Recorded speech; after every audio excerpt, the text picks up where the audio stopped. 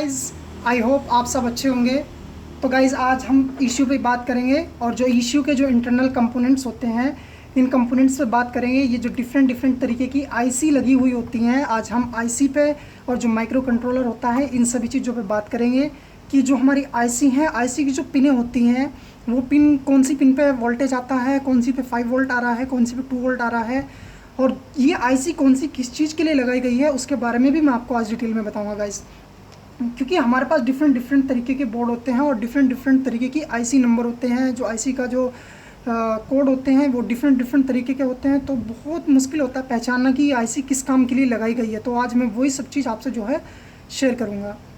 और जो इश्यू में कई बार क्या होता है कि हमारा कई बार कोई कोड फीड हो जाता है इश्यू की मेमोरी में, मेमोरी में फीड हो जाता है या इश्यू के इंटरनल कोई प्रॉब्लम आती है, तभी भी कोई कोड कंटिन्यूसली रहता है। वो कोड आप सेंसर चेंज कर दो या वायरिंग चेक कर लो, लेकिन फिर भी अगर कोड वहीं पर है और आपका इश्यू चेंज करने से कोड जा रहा है, तो इश्यू चेंज करने से पहले कुछ चीज़ ऐसी हैं जो आपको चेक कर लेनी चाहिए, जो बिल्कुल नॉर्मल चीज़ें हैं।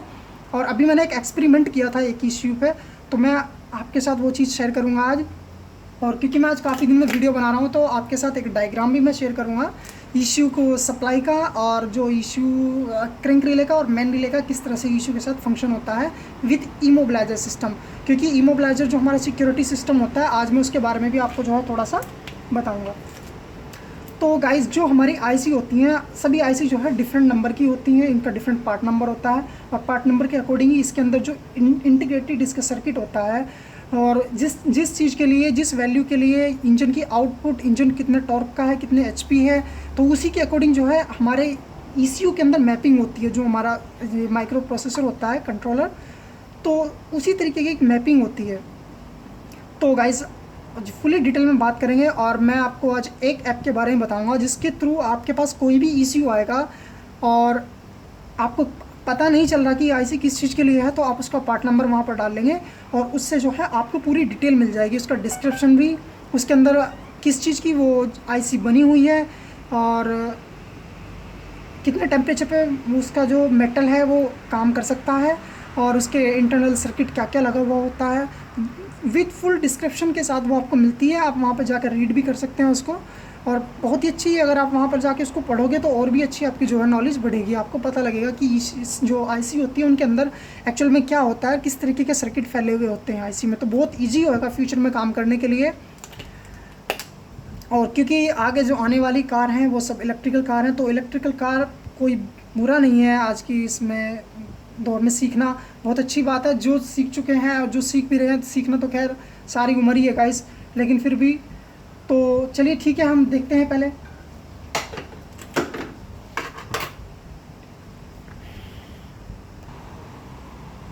सो गाइस आपके पास कोई भी आपका स्मार्टफोन हो या आपके पास कोई कंप्यूटर लैपटॉप हो, तो उसमें आपको क्या करना है, आपको एक ऐप इंस्टॉल करना है, ऑल डेटा सीट पीडीएफ। तो जब आप ये ऐप इंस्टॉल कर लोगे उसके बाद में आपको इस पर क्लिक करना है। क्लिक करने के बाद में इसमें बहुत सारी चीज़ें ऐसी हैं जिनको जाकर आप रीड भी कर सकते हैं।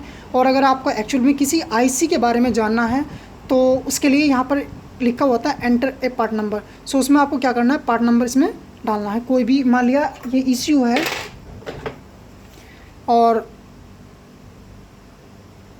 ये जो आप आईसी देख रहे हैं यहाँ पर, इस आईसी का नंबर है TJA1040। तो अब हम क्या करेंगे, यहाँ पे आपको शायद दिखेगा नहीं इसमें अच्छे से, तो अभी हम यहाँ पर क्या करते हैं, इसका टाइप करते हैं TJA1040।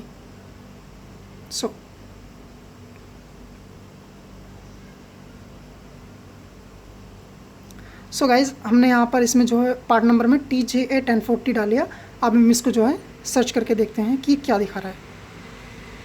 सो गाइज़ यहाँ पर जो हमारा TJA1040 लिखा हुआ आ गया और यहाँ पे जो इसके डिस्क्रिप्शन में है, इसने बताया कि ये जो आईसी काम करती है ये high speed CAN transceiver का काम करती है। सो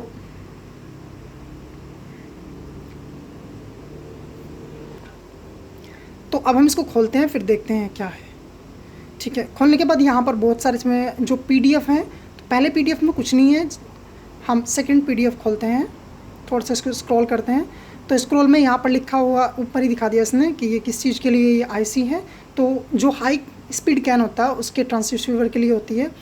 अब इसके फीचर्स क्या क्या हैं, कब ये बना है, तो इसमें जो फुली आपको जो यहाँ पर इसने पूरा जो आपको डेटा दे दिया इसके इधर में जो इसका जनरल डिस्क्रिप्शन है, जनरल डिस्क्रिप्शन आपको मिल जाएगा। और मैं आपको एक बात बता दूं, यदि अगर आपको इंग्लिश पढ़ना भी नहीं आता तो फिर आपने एक ऐप इंस्टॉल करना है, गूगल ट्रांसलेट। जैसे ही आपके मोबाइल में इस तरह से कोई गूगल ट्रांसलेट ऐप डाउनलोड होगा, ये इस तरह से आपके मोबाइल में कोई भी गूगल ऐप या और भी ऐप होते हैं, एक यू डिक्शनरी ऐप है शायद, I think, I am not sure. So उसमें करना क्या है आपको, जैसे आपके सामने ये चीज़ है और आपको इंग्लिश पढ़ना नहीं आता तो ओबियसली आपको क्या करना है, इसको थोड़ा सा प्रेस करके रखना है। प्रेस करने के बाद में फिर इसको जो कॉपी कर लेना है। तो इसको यहाँ पर करने के बाद में जितना भी आपको पढ़ना है आप उसको फिर कॉपी कीजिएगा। कॉपी पर जैसे आप प्रेस करते हैं तो यहाँ पर आपके जो साइड में ये बना हुआ आ रहा है इसका सिंबल, एक मिनट वो चला गया,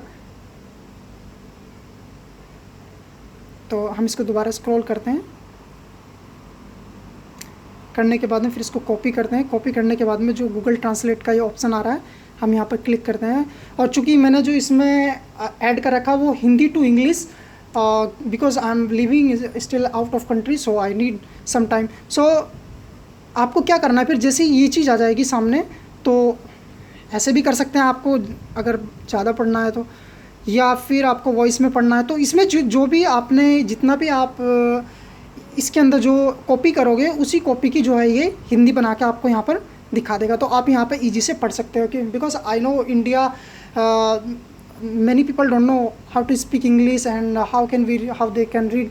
So this is the better option, they can read and they can understand, so you should use this one. तो ठीक है गाइस, ये तो हुआ एक तरीका कि इसका डिस्क्रिप्शन पढ़ने का। अब मैं आपको दिखाता हूँ इसके कुछ आगे इसमें क्या क्या होता है। सो जो इसका थर्ड PDF है, थर्ड PDF में इसने दिखाया इसका डायग्राम, आप यहाँ पे देख सकते हैं जो इसका ब्लॉक डायग्राम है वहाँ पर क्या होता है। सो गाइस जो इसके इंटरनल जो भी इस IC के इंटरनल होता है वो पूरा डायग्राम यहाँ पर आ जाता है इसमें। तो पूरा डायग्राम इस IC का यहाँ पर है। इसके बाद में फिर देखते हैं इसकी कौन सी पिनों का जो सबसे बड़ा खेल होता है कि कौन सी पिन पे कितने वोल्टेज आ रहे हैं, कौन सी जो आउटपुट के लिए इनपुट के लिए काम कर रही है।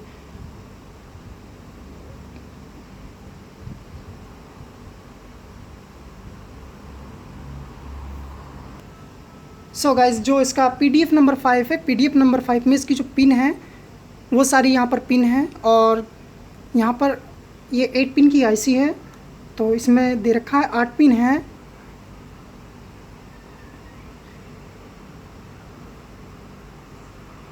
यहाँ पर सिंबल दिया हुआ है और यहाँ पर जो पैरामीटर्स हैं, DC वोल्टेज इसको चाहिए होता है, और जो इसका जो कंडीशंस हैं, जो इसमें सप्लाई की कोई लिमिट नहीं है, मैक्सिमम इतना होना चाहिए -0.3, और किस यूनिट में होना चाहिए, वोल्टेज यूनिट में।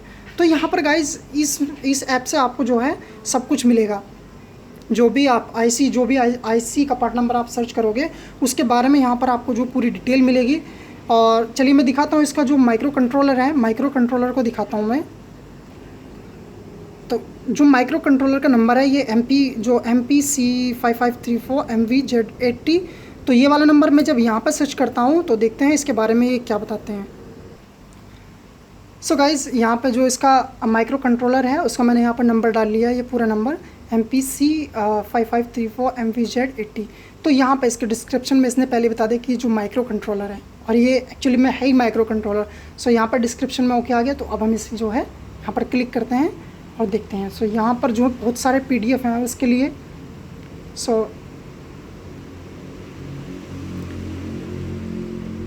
जितनी भी इसकी डिटेल है, किस बेस पे बना हुआ है, कितने टेम्परेचर को ये झेल सकता है और क्या क्या चीज़ें, तो इसके अंदर आपको जो है सब कुछ मिलेगा। और इसके जो है 50 PDF इस माइक्रो कंट्रोलर के हैं, जहाँ पे आपको इसकी पिन आउट पिन इन सब कुछ मिलता है गाइस। सो कोई भी आप इश्यू रिपेयर कर रहे हैं, आप सीख रहे हैं, ऑब्वियसली आप इस चीज़ में जाएं और कोई भी IC का आप पार्ट नंबर इसमें डालें और उसको सर्च करें। सर्च करने के बाद में जो भी इसका डिस्क्रिप्शन है उसे भी पढ़ें, आपको बहुत अच्छी आपकी नॉलेज भी बढ़ेगी अगर आप स्पेशली इश्यू रिपेयर करना चाहते हैं तो। सो गाइज़ इस ऐप से आप जो है इश्यू की जो IC जो इंटरनल कंपोनेंट्स हैं उनके बारे में जान सकते हैं। आई थिंक ये बहुत अच्छी इन्फॉर्मेशन है जो कंपोनेंट्स के बारे में है। ये बहुत अच्छा ऐप है। सो फ्यूचर में अगर आपको इसकी ज़रूरत पड़े तो आप इसको यूज़ कर सकते हैं।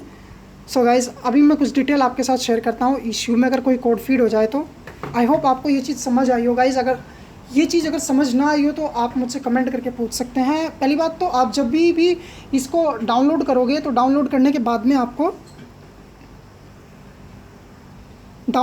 बाद में जिस तरह से मैंने जो आपको ये समझाया है, इस तरह से जो आप इसको करते जाएंगे और जो भी इसके फीचर्स हैं उन पे भी आप गौर करेंगे तो इसमें सब कुछ मिल जाएगा आपको, और इशू रिपेयर करने में आपको बहुत ज़्यादा इसमें मदद मिलेगी। सो आई होप आप इसे समझ गए होंगे। अगर नहीं, फिर भी कोई चीज़ नहीं समझ आई तो आप मुझसे जो कमेंट में भी पूछ सकते हैं।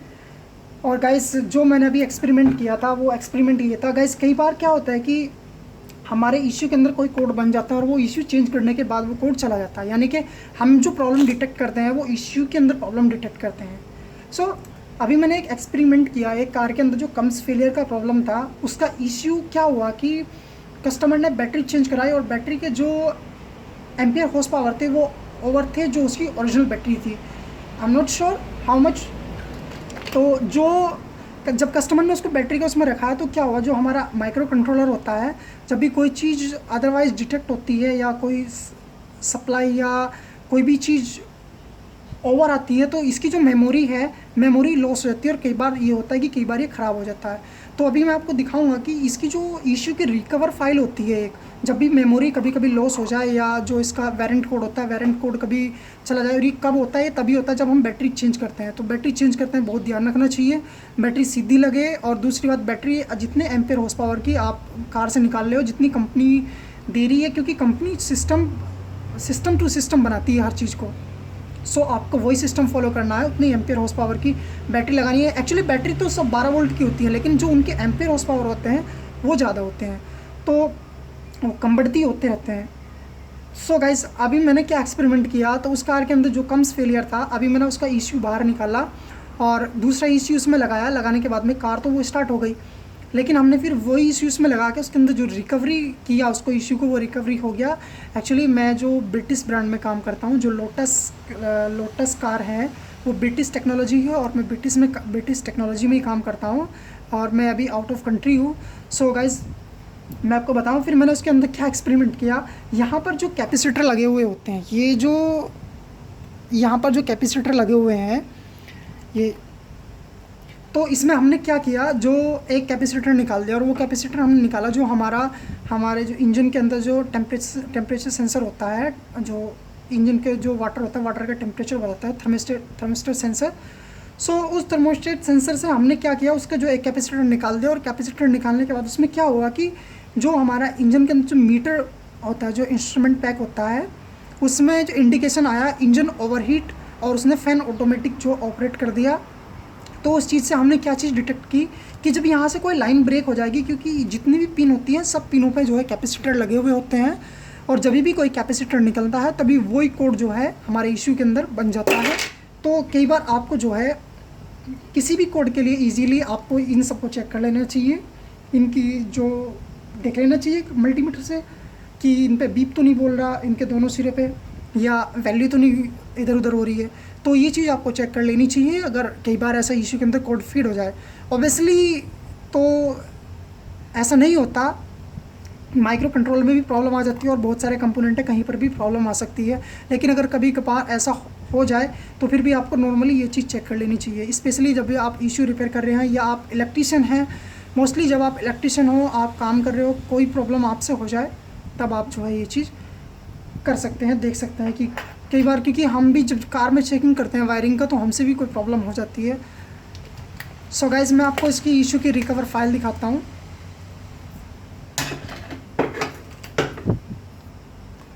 सो आप यहाँ पर देख सकते हैं, ये जो यहाँ पर लिखा हुआ है इसमें recover issue file. So company, क्योंकि हमारा टाई अप जो है डीलरशिप से है, हमें डीलर पोर्टल कंपनी जो प्रोवाइड करती है, तो जिससे हमें बहुत ईजी होता है। और हमने उस इशू को जो है उसमें एक फ़ाइल को डाउनलोड किया, जिसके बाद हमने इशू से कम्युनिकेशन किया। क्योंकि क्या होता है कि जब भी कोई बैटरी लगाते हैं और कोई भी अनवांटेड चीज़ जो है इशू तक पहुंचती है इसके माइक्रो कंट्रोलर तक, तो उसकी मेमोरी जो है, जो इसके अंदर मेमोरी मैपिंग की जाती है, जो वेरिएंट कोड फीड किया जाता है, कंपनी जो वेरिएंट कोड फीड करती है वो 33 नंबर के अकॉर्डिंग करती है। और जब वो मेमोरी लॉस हो जाती है तो फिर हमारा जो कम्युनिकेशन है वो कम्युनिकेशन नहीं हो पाता। और जो हमारी मेन डिवाइस होती है कम्युनिकेशन की, क्योंकि हमारे ईसीयू के अंदर भी एक 120 ओम्स का रेजिस्टेंस लगा हुआ होता है और एक इंस्ट्रूमेंट क्लस्टर मीटर के अंदर लगा हुआ होता है। अगर उन दोनों रेजिस्टेंस में कोई प्रॉब्लम आएगी या उन तक कोई भी ट्रांस रिसीवर नहीं होगा तो हमारा कैन कम्युनिकेशन नहीं होगा। स्पेशली जब ईसीयू के अंदर कोई प्रॉब्लम आएगी तो आपका जो कैन कम्युनिकेशन बिल्कुल भी नहीं होगा, ना एबीएस के साथ, ना आपका टीपीएमएस के साथ, ना आपका एयरबैग के साथ, और जो भी आपका इक्विपमेंट है, जिस भी तरीके की कार है, क्योंकि बहुत सारे फीचर्स हैं अभी कारों में, इलेक्ट्रिकल कार भी आ चुकी हैं। तो गाइज़ हमारा जब कम्युनिकेशन लॉस हो जाएगा तो अभी हम क्या करते हैं, उसको अपडेट करते हैं। जो इश्यू रिकवर फाइल होती है, जो हमारा डेटा है, जो हमें ट्रेनिंग्स में बताया जाता है, तो वहाँ पर ये जो इश्यू रिकवर फाइल होती है उसकी एक फ़ाइल डाउनलोड करते हैं। फिर हम फाइल को डाउनलोड करने के बाद में, एक्चुअली मैं इस पर वीडियो नहीं बना पाया बिकॉज ऑफ टाइम की कमी थी। सो उस फाइल को डाउनलोड करने के बाद में हमारा कम्युनिकेशन जो है इश्यू से हुआ। इश्यू के बाद में फिर हमें जो यूके से इसका वेरिएंट कोड मिला, जिससे हमारी सारी चीज़ जो है हमारा काम करने लगा। अभी मैं बताऊं, क्योंकि जब इसकी मेमोरी लॉस हो जाएगी तो ये क्रैंकिंग होना बंद हो जाएगा, फ्यूल पम्प भी काम करना बंद कर देगा। तो मैं आज वही डायग्राम आपको दिखाऊंगा कि किस तरीके से जो इश्यू से ये चीज़ निकली हुई होती हैं। और चलिए देखते हैं, मैं डायग्राम खोलता हूँ।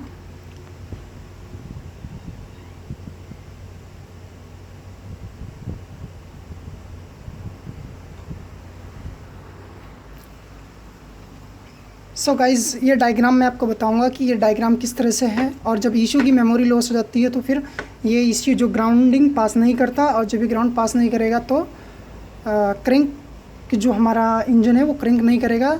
जबकि मेन रिले ऑपरेट हुआ, जो हमने उसके अंदर चेक किया, मेन रिले ऑपरेट हुआ, इशू तक जो वोल्टेज गया, ग्राउंड भी इशू पे सब कुछ था, लेकिन जो क्रैंक रिले था ये क्रैंक के लिए ग्राउंड नहीं निकाला। तो मैं अभी इस डायग्राम को आपको बताऊंगा कि किस तरह से ये जो इश्यू काम करते हैं। तो यहाँ पे ये ग्राउंड पॉइंट है और ये तीनों ग्राउंड, ये इंजन मैनेजमेंट सिस्टम है जिसको हम ईसीएम बोलते हैं, इंजन मैनेजमेंट सिस्टम। तो यहाँ से 3 ग्राउंड ये सीधा इश्यू के अंदर गए और फिर यहाँ से आप ये देख सकते हैं ये फ्यूज के थ्रू हो गए, जहाँ पर जो क्रैंकिंग का ऑप्शन होता है, जो ये क्रैंकिंग का ऑप्शन है। तो क्रैंकिंग यहाँ से, जब भी हम क्रैंकिंग पोजीशन पे अपनी कार को लेके आते हैं तो वहाँ से यहाँ से 12 वोल्ट निकलते हैं इश्यू के लिए। ये मैं बताऊँ कि जो कंपनी है उनका मेथड डिफरेंट है। तो ये सभी, क्योंकि ये ब्रिटिश टेक्नोलॉजी है तो ब्रिटिश टेक्नोलॉजी में ऐसा ही है जिसके बारे में आपको बता रहा हूँ। जबकि इंडियन कारों में आई थिंक डिफरेंट है थोड़ा। तो यहाँ से जब 12 वोल्ट इसको जाएंगे तो 12 वोल्ट जाने के बाद में यहाँ पर क्या होगा, इश्यू की पिन पे क्या होगा, यहाँ पे ग्राउंड पास हो जाएगा। और ये बीच में जो इमोबिलाइजर सिस्टम है, जब भी हम ईमो डीएक्टिवेट कर देते हैं तो ईमो डीएक्टिवेट करने के बाद में ये जो आप सीजस का निशान देख रहे हैं, ये जो कैची का निशान है, ये आपस में इस तरह से मिल जाएगा और मिलने के बाद में ये ग्राउंड इसको पास कर देगा। और यहाँ पर ये क्रैंक रिले है, ये क्रैंक रिले जो आपका इंजन जो है क्रैंक कर जाएगा। यही सेम मेथड फ्यूल पंप के लिए होता है, लेकिन यहाँ पर क्रैंक रिले की और मेन रिले की मैं बात कर रहा हूँ। तो यहाँ से एक फ्यूज इन्होंने लिया, ये 30 एम्पेयर का फ्यूज है। तो यहाँ से एक मेन वायर इन्होंने क्रैंक रिले को दिया, एक मेन वायर इन्होंने मेन रिले को दिया। तो मेन रिले क्या काम करती है, मेन रिले को ईसीयू एक्टिवेट करता है, और जब ईसीयू मेन रिले को एक्टिवेट करता है फिर मेन रिले ईसीयू के लिए सप्लाई पास करती है 12 वोल्ट का।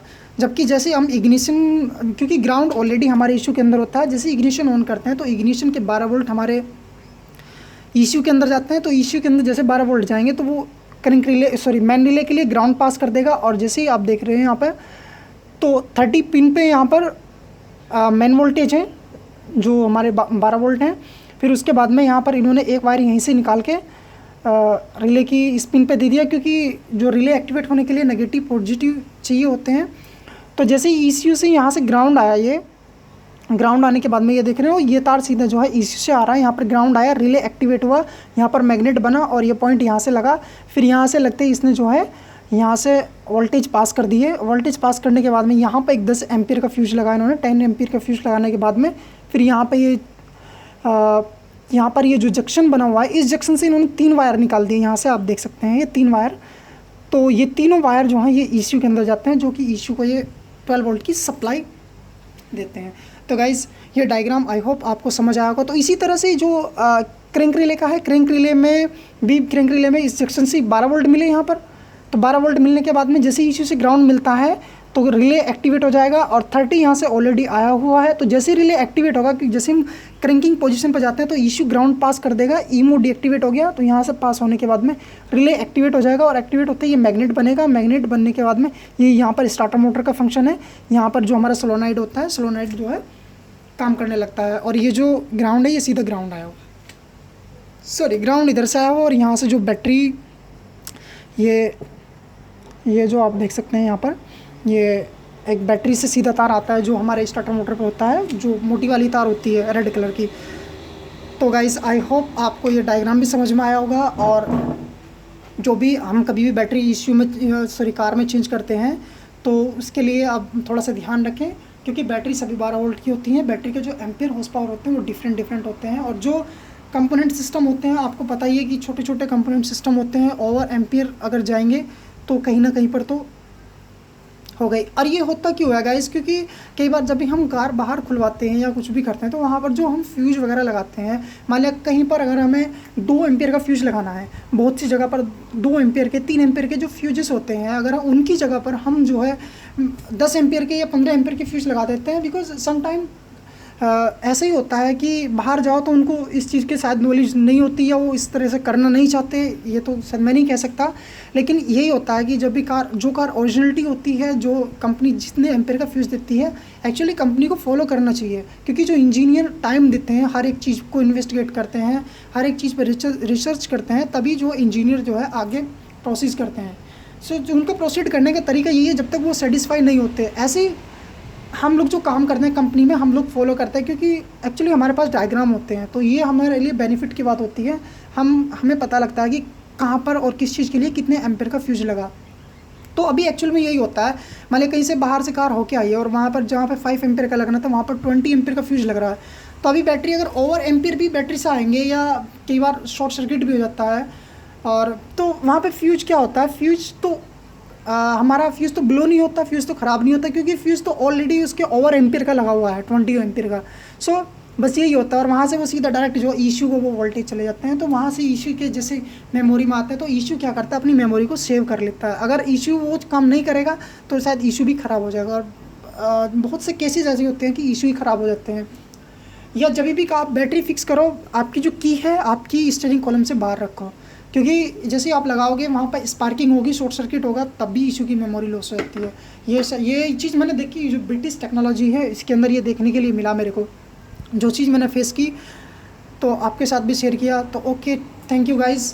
सो गाइस, अगर आपको वीडियो पसंद आया तो वीडियो को लाइक कर दीजिए, और अगर अभी तक आपने मेरा चैनल सब्सक्राइब नहीं किया, एक्चुअली मेरे को इतनी नॉलेज नहीं है about on YouTube, but I will still try, and I will try my best always. I want to give you a good content. I have a lots of things to make a video on ECU. I can make 10,000 video, but I don't have time, so sorry for that. But I will actually, I try always to make some video, but you know, I'm still living in out of country, so sometime I cannot be take my time, so you know, out of country is sometime like that.